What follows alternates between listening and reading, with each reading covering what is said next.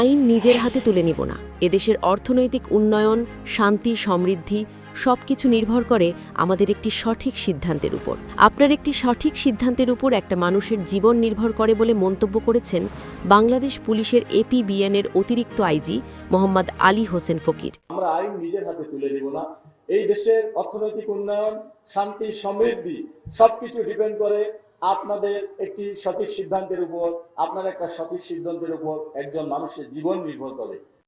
এ সময় তিনি বলেন, নির্বাচনে সকলের জীবনের হুমকি আছে।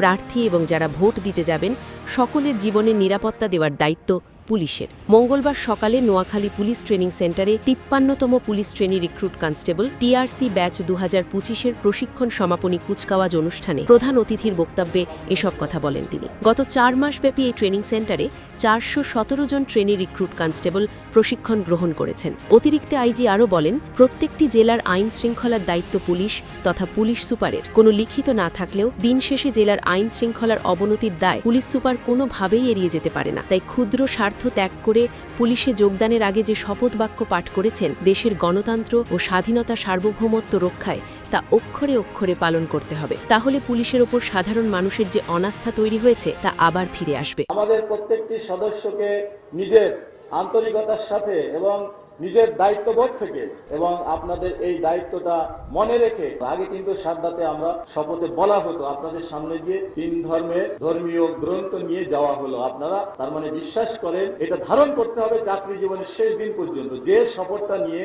আমরা আজকে এখান থেকে চলে যাচ্ছি, আমি কর্মস্থলে গিয়ে আমার নিজের স্বার্থকে বিসর্জন দিয়ে দেশের স্বার্থ, জনগণের স্বার্থ, দেশের আইন শৃঙ্খলা, ন্যায় বিচার, ধর্ম, বর্ণ নির্বিশেষে সকলের মানবাধিকার উন্নয়ন করা আমার দায়িত্ব। এই জিনিসটি আমি যদি শেষ দিন পর্যন্ত মনে থাকি। অনুষ্ঠানে সভাপতিত্ব করেন নোয়াখালী পুলিশ ট্রেনিং সেন্টারের কমান্ড্যান্ট DIG মোহাম্মদ হায়দার আলী খান। এ সময় জেলা পুলিশ সুপার সহ বিভিন্ন পেশার নেতৃবৃন্দ উপস্থিত ছিলেন।